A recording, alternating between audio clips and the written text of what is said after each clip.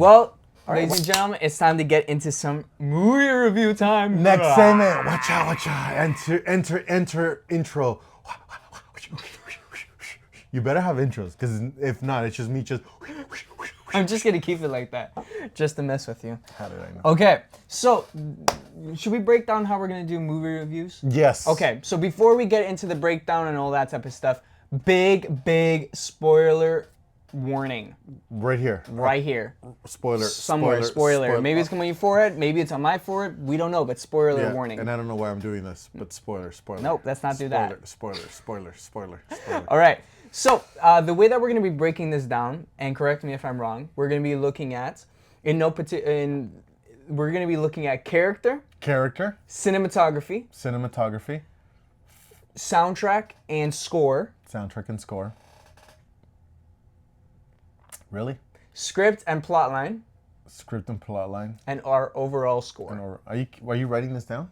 I have it written down in my mind. No. Nope, I have it on notes. I got it. So each of those categories are going to be out of 10 for a total of 50 points. After which we will combine both of those to make a total of out of 100. Correct. So that 100 score will be the Saturday morning cartoon score. Correct. The out of 50 will be our individual scores. Correct. So we got plot, scores, soundtrack, cinematography, character. Yeah. Character and actor. And overall, and everything's out of 10. Alrighty. So you want to track here? Yeah, you can track it.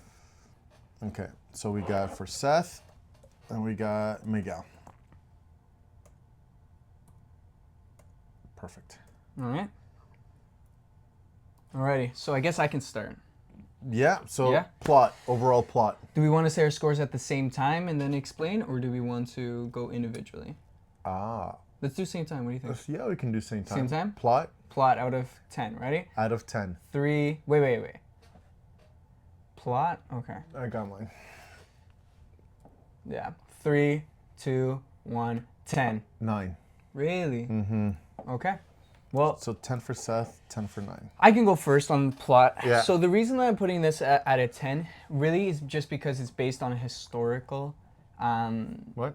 It's based on a historical plot line. Like it's based storybook, storybook, right? Yeah, so it's been around for years. It's been around Yeah. for so long. Yeah. And so it's like something that survived this long. It's kind of hard to say anything less than a 10 in my personal perspective. And I think I loved the way that there was so many different layers. So it's like they started on the beach, right, with Simon or something like that. Sinan, right? They started with Sinan, and then you didn't know where the Trojans were, or not the Trojans, Odysseus people, right? And so it started with so many different layers, and then it just kept building and building. It felt like this mystery. And even though I knew the plot line, I was like, I wonder how they're gonna do it, right? Yeah. Like I wonder how each part is gonna fit into each other, and I felt like they fit very well. It didn't feel like a mess, and with a movie like that, not so much with a movie like that, but with a story, like the way that they were telling it, I feel like it was very easy that it could get very confusing, that it could get very complicated, but I felt like they broke down each part, and there still was some big shockers for me personally, even though I knew what was happening. Yeah. So that's kind of why I'm giving it a 10. Oh, why is it moving? You touched. Oh, it's tracking your face. It's tracking your face. Okay, hold up. Oh, I know why. Why? It's... Nope. Almost. As you can see, we're a very professional talk show. Okay? Almost. See the neat thing here is that there's nobody behind the camera, but we're making you think that there's somebody behind the camera.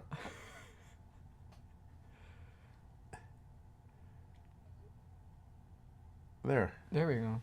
Okay, let's go. All right, so why'd you give it a 9?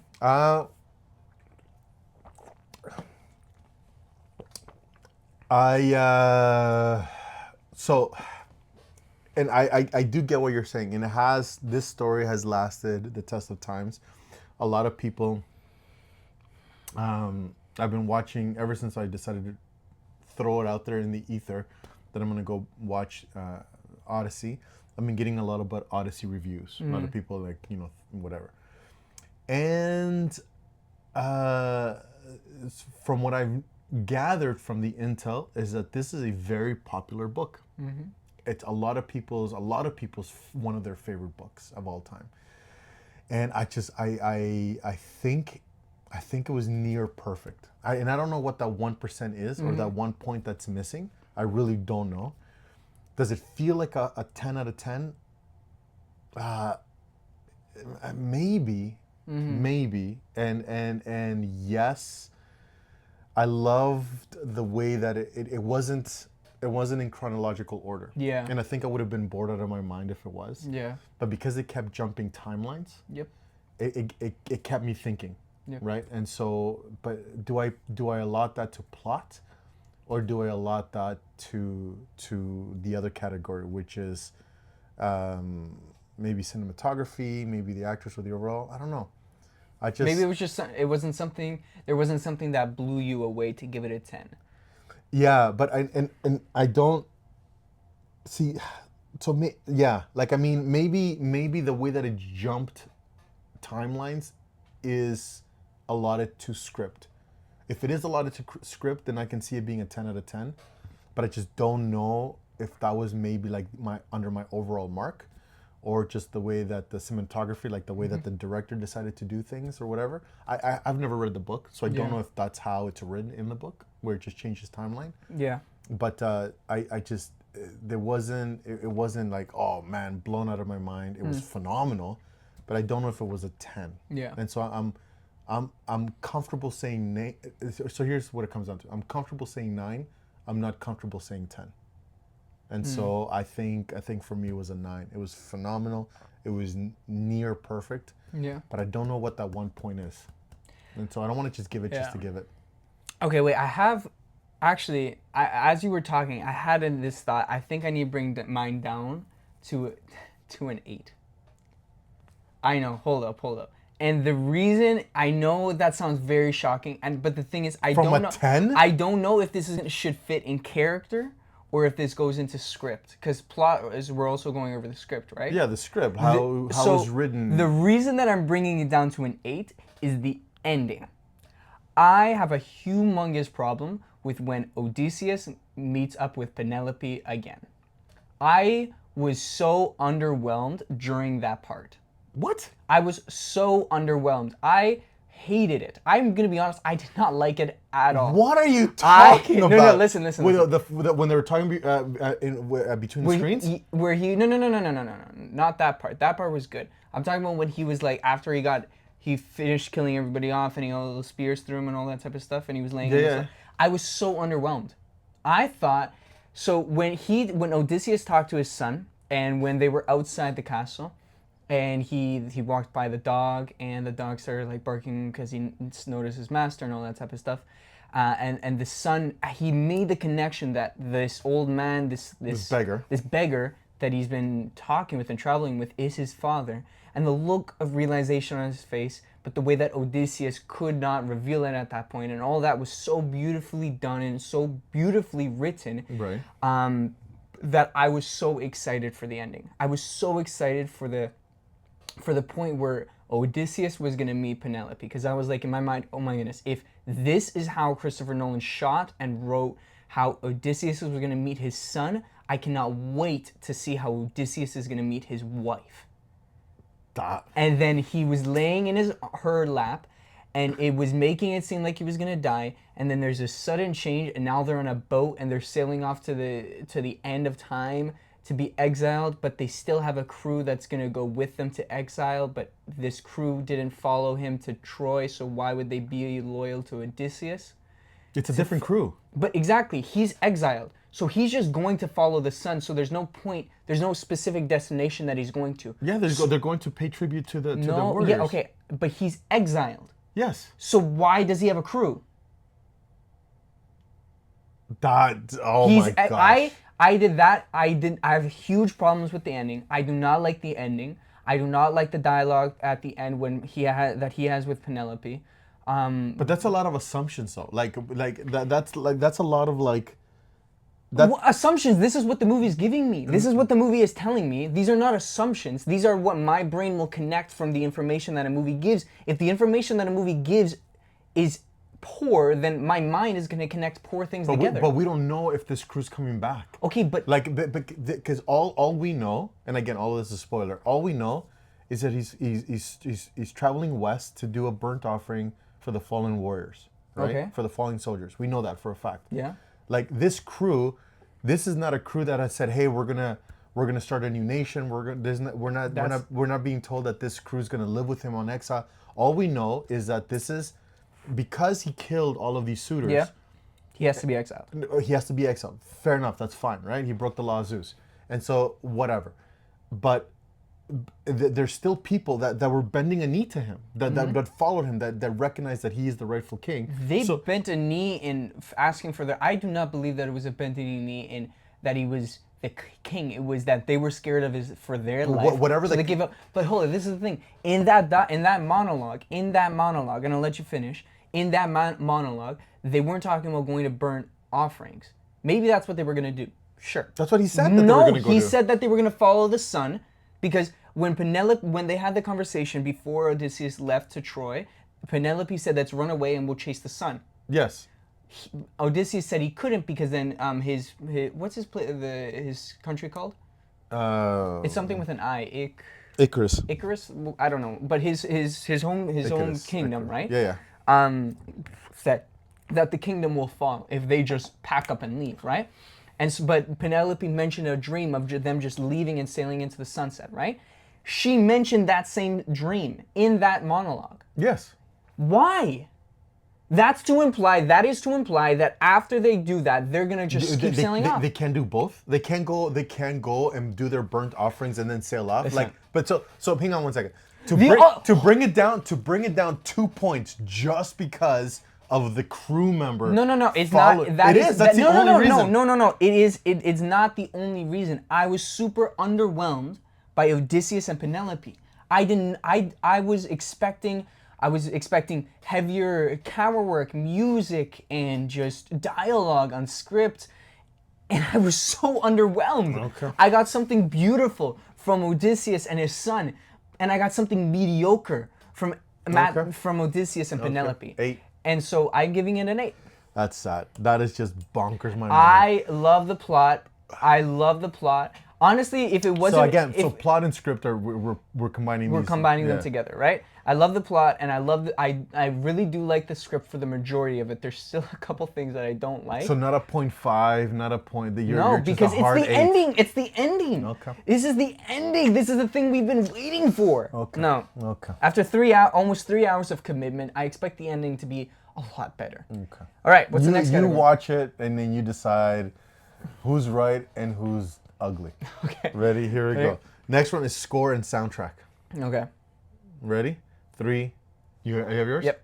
3, 2, 1. 9. 10. Oh. Yeah. Okay. So I think I'll go first this time. You're right. You'll go first. I'll go first this time. So with score, music and soundtrack is very interesting, right? Very interesting. When I was first starting a YouTube channel years ago, they always said, you know, between audio and video, if you can only buy a camera or you can buy a good mic system, what should you get? And everybody that I always spoke to, YouTubing and stuff, they go, always get a good mic. Always get a decent mic, right?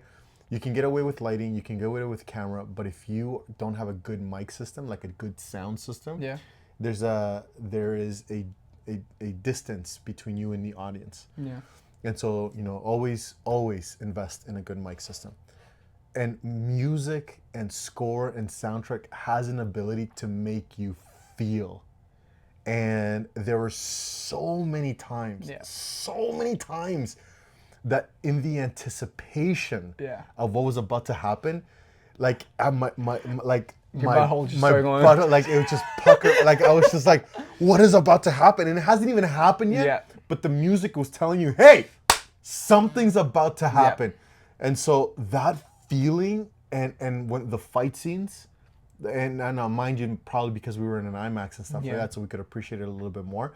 But the seats, the sound was just powerful. Yeah. And a lot of the times throughout the movie, I would like be taking. So it was definitely a visual experience, Yeah. but the sound was so powerful that it would take me out of what I was watching to Yeah. what I was hearing and feeling. And so it really, anyways, it really increased. I really enjoyed it. I was just like, I was in the moment. The music, which is, it made my heart race knowing that something's about to happen. So, yeah, Way cool.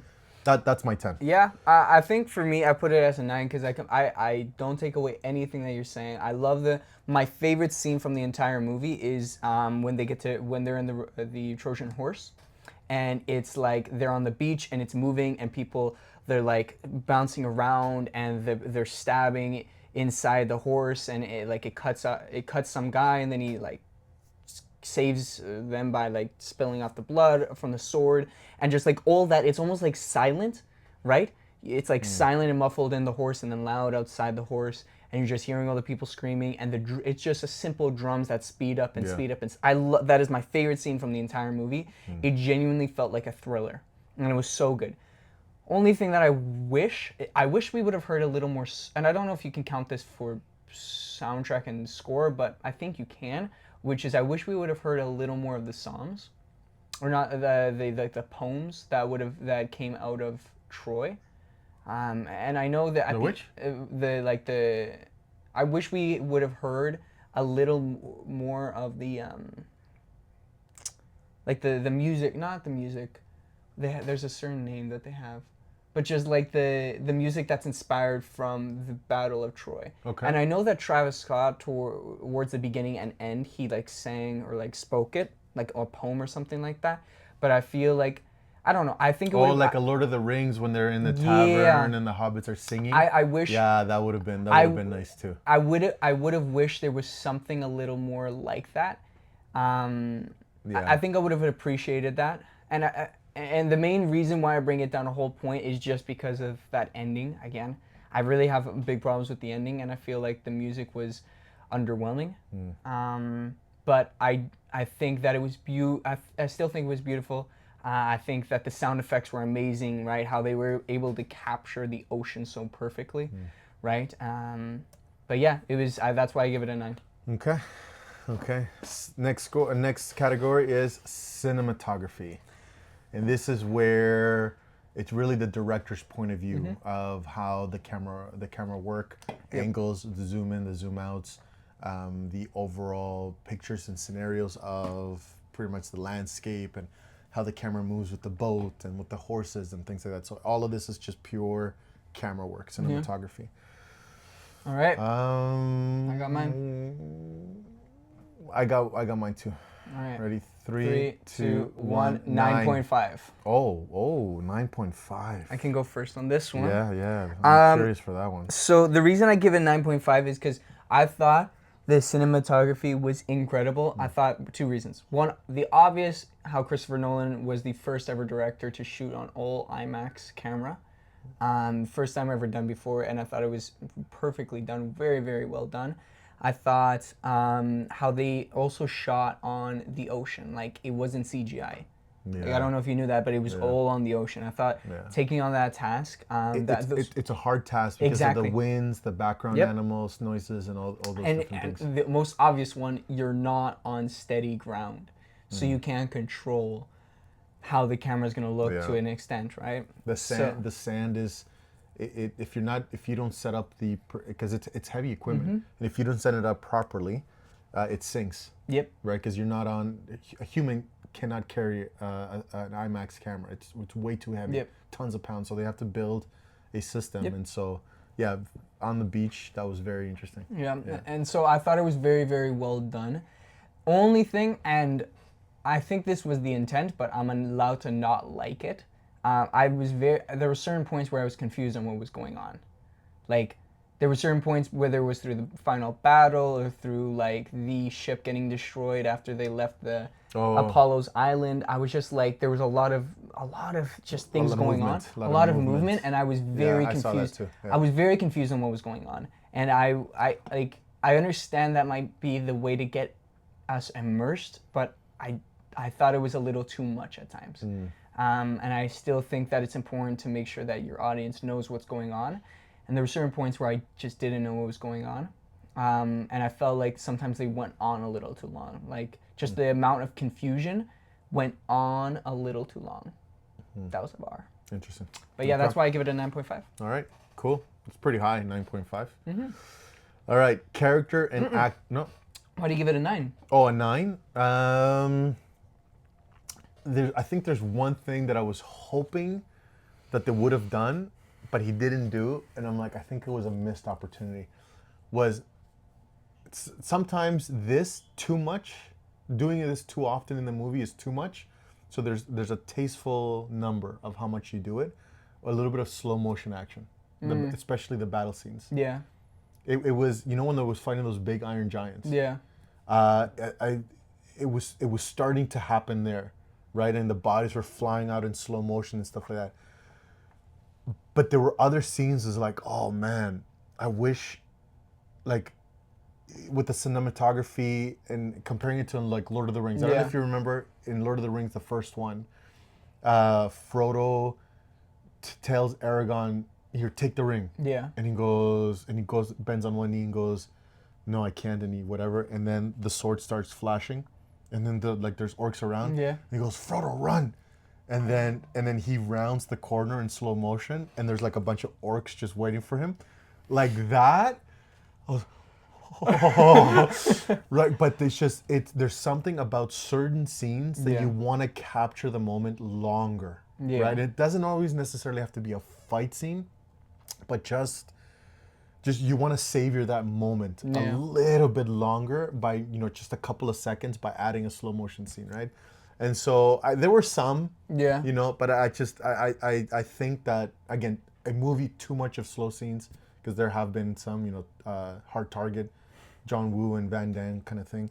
That way too much slow motion, right? And a snake is coming out of nowhere and it's coming out in slow motion, like, just shoot me now, right? Good movie, but still. But again, I wish the cinematography, it would have been more tasteful and it would have told a different story if a slow motion scene was put in certain parts and areas. And I think for that, like, but it was again, it was near perfect. Like it was it was a great camera work. Like Christopher Nolan did an absolute phenomenal overall. All right. Way cool. Characters and actors. So this is a hard one because we're combining two separate things. Yeah. The actual character of the plot. Yeah. And then the actors who portray those characters. Right? So what we have to be thinking about is, how do we like the characters? And do we like the characters really, really high? And were the actors able to portray that character that we love so much? Or did they just kibosh it? And do we dislike the villains as well? Yeah. So I've been thinking about this out of all of these categories, this is the category that I've been thinking about a lot. I'm stuck between two numbers. Let me think. I got mine. Okay. Okay. Ready? Yeah. 3, 2, 1, 8.2. Ooh, 8.2. Yeah. Interesting. Yeah. Okay. So. Okay. Okay. Matt Damon did an incredible job. Yeah. But there were times that I was like, hey man, that's Jason Bourne running around. Right? Yeah. And so that's a me thing. Yep. Okay, it has nothing to do with... This is personal. This is 50. This is all personal. This has nothing to do with his acting skills. I think his acting was incredible. Could somebody else have played that character? I think so. I think somebody else could have played that character as well. I don't know, right? I don't know. There's a lot of work goes into casting certain actors. But I think he killed it. But that wasn't the reason. So I think one of the reasons is, and I'm stuck on Elliot Page. Really? His character. So I think I understand why they cast Elliot Page. That character was supposed to be played by a scrawny person. Yeah. Like that was the whole character, right? Because when they did The Lot, yeah, it was a scrawny little kid. Yeah. Right? And so, and I think I think they wanted to maintain that look. Yeah. That out of all these great warriors, you had this scrawny little kid. When Elliot Page was on the beach and the horses were coming, and he stands up and he starts running, like, have you ever seen those dolls with strings? And just he looked like a Muppet baby, right? Like, I'm go back, find a clip. If you can find a clip right now, put it on there. But he looked like a Muppet baby, right? And with strings, and just somebody was carrying him.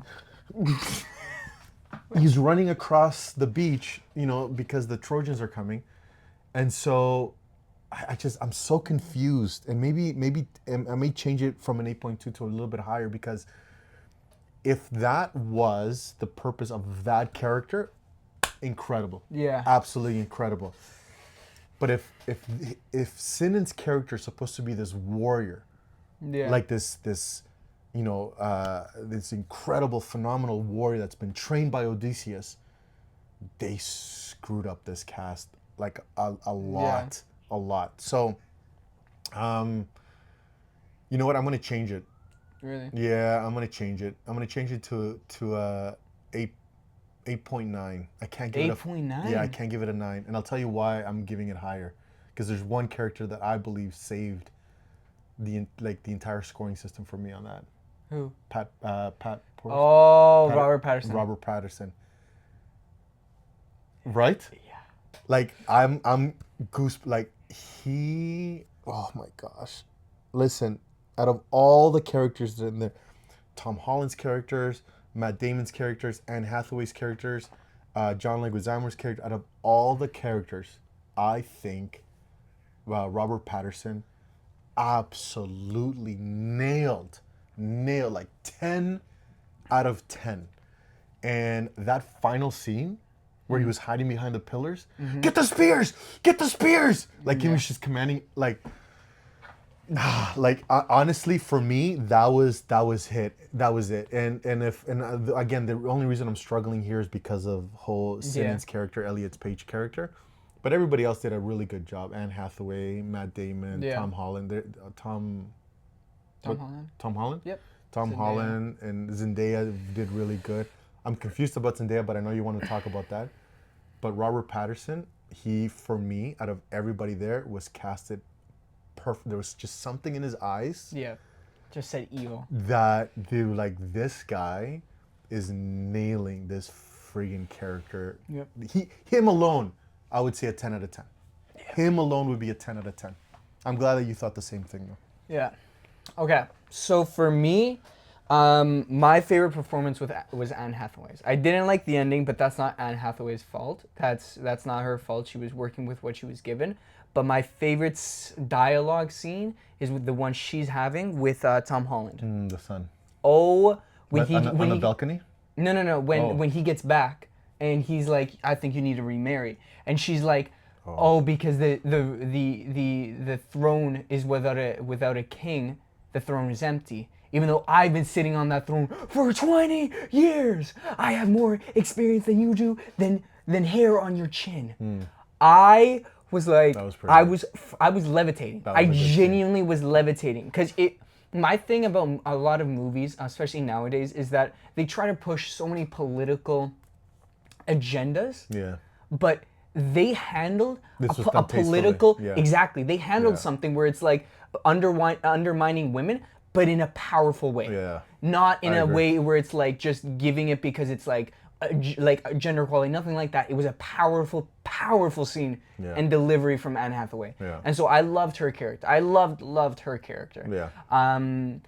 I didn't like Matt Damon's motives. I didn't like Odysseus' motives, and let me tell you why. So what do you mean? Like, what do you mean his motives? Like his character motivations. So what was? But that's script though. That was plot. Character? Yeah, that's character. Odysseus' character, not okay. I'm not talking about the way that he was like I'm not talking about the lines he said. I'm talking about the way that his character was written. And for me, that's under character, not under plot or script, right? We can go back and forth on that, but yeah.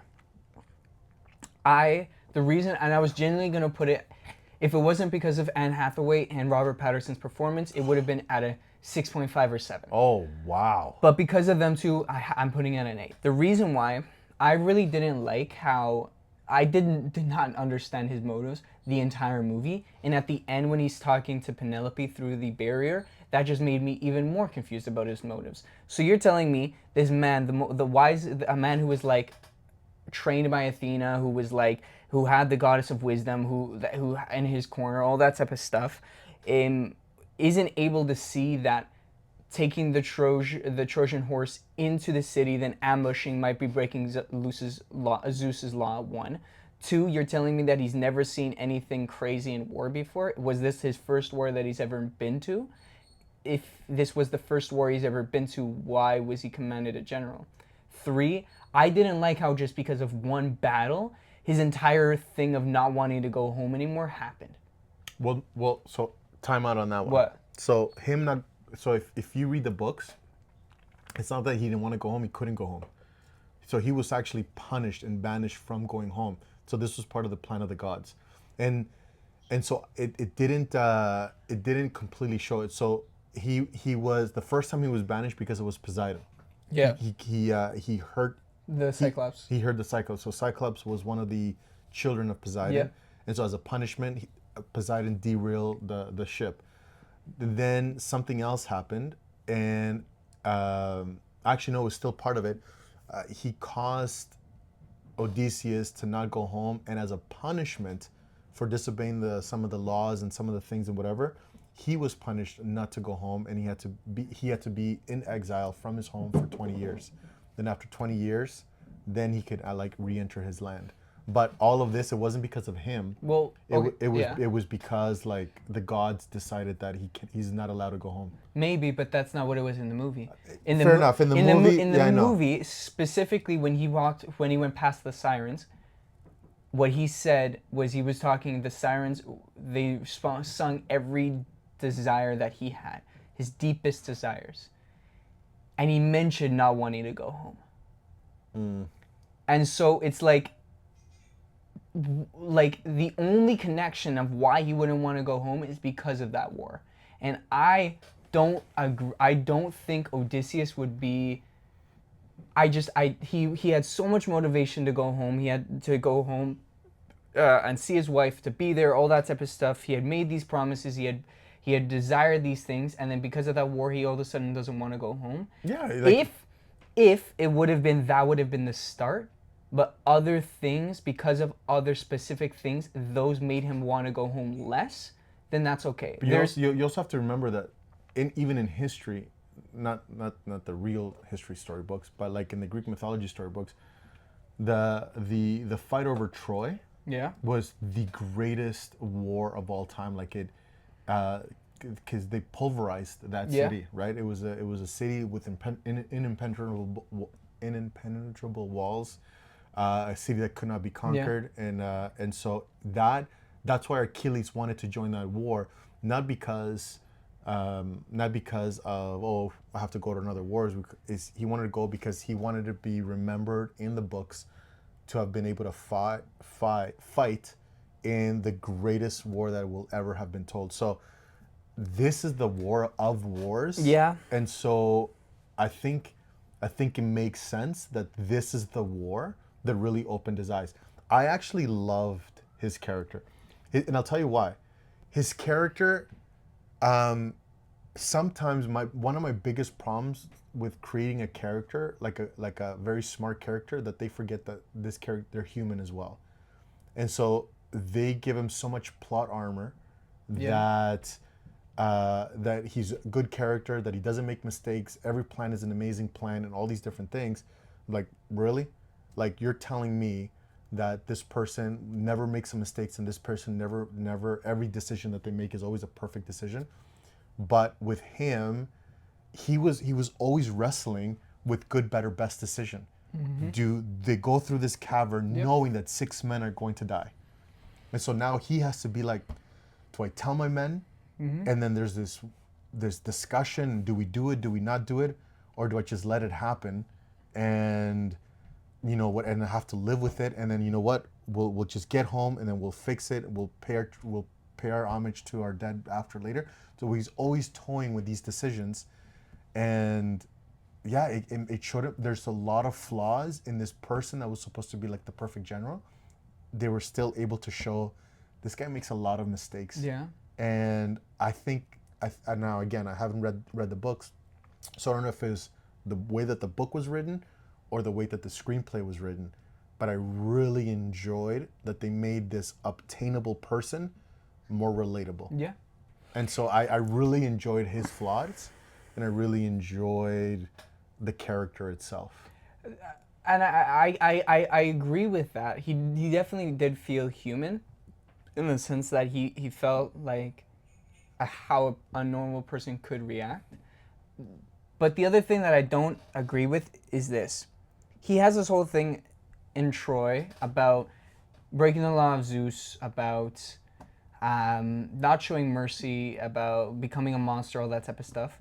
He goes to the Cyclops' cave, blinds him, understands he has to do that to escape, but then he shoots a second arrow. Yeah. Even his men were like, why don't you show the Cyclops mercy? But that's the thing, right? That's the human.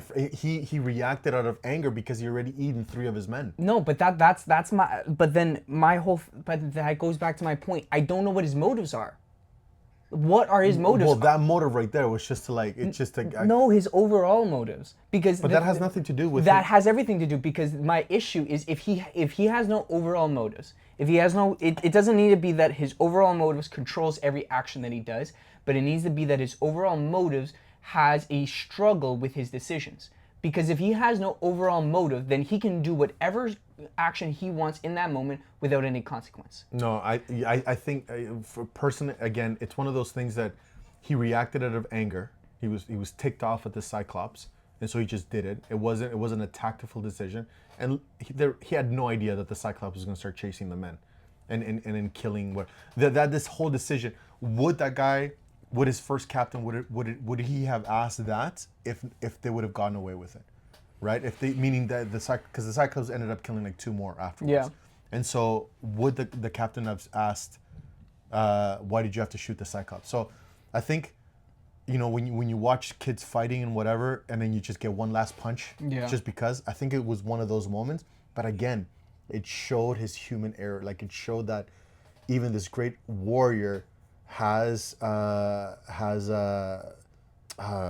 like these moments of just like, let me just punch him one more time, just or whatever. Anyways, so I think that the character itself, his particular character was a good character. I actually imprinted a lot with the character. But anyways, Yeah.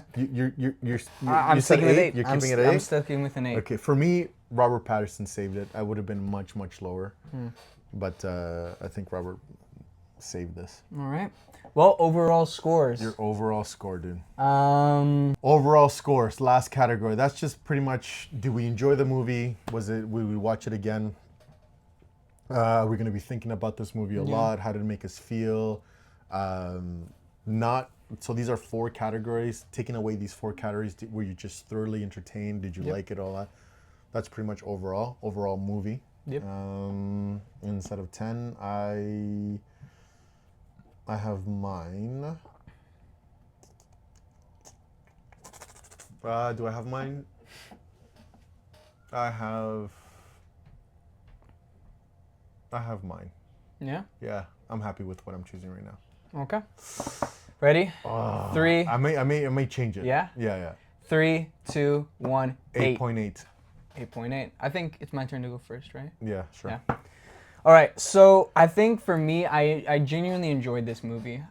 Though there were certain characters I didn't like, certain plot points I didn't like. Just the absolute highs of this movie were so much fun.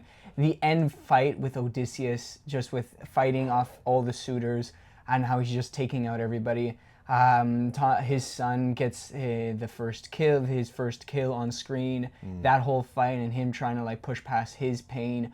The loyal servant to Odysseus, just his character was so compelling.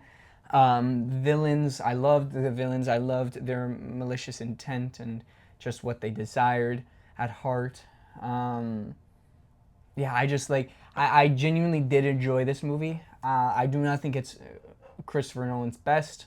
I liked it more than Oppenheimer, but I didn't like it as much as Interstellar. Interstellar's a 10 for me, but Odysseus is like definitely, I would definitely rate it in an 8 overall. Interesting. For me, I was thoroughly entertained. In the beginning, I have to say it was a bit slow. Yeah. I didn't know what was going on. There was a lot of movement, and I didn't realize it was going to be jumps, not only just jump scenes, but also timeline jump scenes. Yeah. Right. So then that threw me off a bit in the beginning, but then when I realized what Nolan was doing, I was like, okay, gotcha. So then my mind was able to catch up with the Yeah. movie. So I would watch it again, knowing Yeah. that it was going to be a time lapse or time jump thing, like whatever. Because I think I spent the first 20 minutes trying to figure things out. Yep. Right. That's all. So maybe he could have done a better job letting people know, hey, whatever. And maybe he did, and I just wasn't paying attention because I was trying to follow what was going on. Would I see this movie again? Absolutely. Would I see it on an IMAX? Maybe not. I think I can enjoy this movie equally, just watching it at home or just in Yeah. movie theaters, whatever. Did I enjoy the IMAX experience? Absolutely. But yeah, would I give it a 9? I think there are other movies that I would consider a 9. Yeah. Would I give it an 8? I believe overall I enjoyed it more than an 8. So where I'm comfortable is the 8.8, and yeah, that's where I'm. That's where you're at? That's my happy spot right now. I think I wouldn't do anything, yeah, less than that. So Alright. you want to add these then? Let's add them. I thought it was gonna be. All right, so taking a look at these scores, plot, score, cinematography. Seth gave it an overall score out of 50, a 42.5. Are you happy with that? I am happy with that. 42.5. I am really happy with that. With me, I'm giving it a 45.7. I'm comfortable with this.